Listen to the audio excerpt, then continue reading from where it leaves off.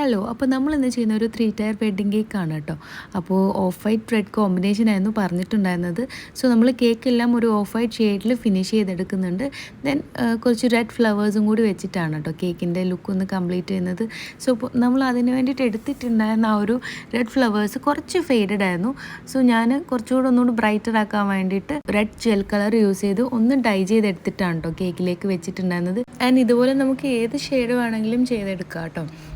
Lighter shades ആണ് വേണമെങ്കിൽ വൈറ്റിൽ dye ചെയ്താൽ മതിയാവും. ഇനി കുറച്ച് ഡാർക്ക് ഷെയ്ഡ്സുള്ള ഫ്ലവേഴ്സാണ് വേണ്ടെങ്കിൽ നമുക്ക് വേണ്ടതിൻ്റെ ലൈറ്റർ ഷെയ്ഡ്സോ ഉള്ള ഫ്ലവേഴ്സോ അല്ലെങ്കിൽ ഓൾമോസ്റ്റ് ആ ഒരു നമുക്ക് വേണ്ട ഷെയ്ഡുമായിട്ട് മാച്ചായിട്ട് വരുന്ന ഏതെങ്കിലും ഷെയ്ഡ് ഉണ്ടെങ്കിൽ അങ്ങനത്തെ ഫ്ലവേഴ്സോ എടുക്കുക. എന്നിട്ട് നമുക്ക് വേണ്ട ഷെയ്ഡിലുള്ള ജെൽ കളർ വെച്ചിട്ട് ഡൈ ചെയ്തെടുക്കുക കേട്ടോ. അപ്പോൾ ഇത് ഞാൻ ഡ്രൈ ആക്കിയിട്ടുണ്ടായിരുന്നില്ല. നിങ്ങൾക്ക് തലേ ദിവസം ചെയ്ത് വെച്ചാൽ നെക്സ്റ്റ് ഡേയിലേക്ക് നന്നായിട്ട് ഡ്രൈ ആയിട്ട് കിട്ടും, അല്ലെങ്കിൽ അവനിൽ വെച്ച് ഡ്രൈ ആയിട്ടോ. അപ്പോൾ അത്രയേ ഉള്ളൂ.